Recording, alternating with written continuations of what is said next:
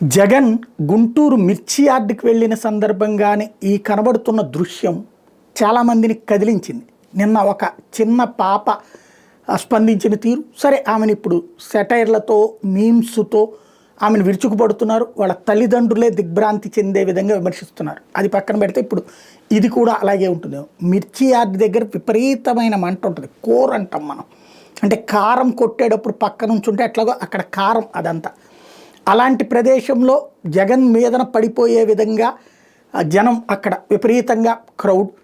అదే సందర్భంలో పోలీసులు కనీస భద్రత కల్పించలేదు. ఆ టైంలో కూడా ఆ లోపలికి వెళ్ళి మాట్లాడుతున్నటువంటి సందర్భంలో మొహమంతా కందిపోయి కనబడుతూ అయినా కూడా అక్కడ మాట్లాడుతున్నటువంటి దృశ్యమే ఇక్కడ మనకి స్పష్టంగా కనబడుతుంది. ఇది జగన్ ద్వేషులేమో సంతోషం వ్యక్తం చేస్తున్నారు, రుచి తెలిసింది అనేటటువంటి మాటలు మాట్లాడుతున్నారు.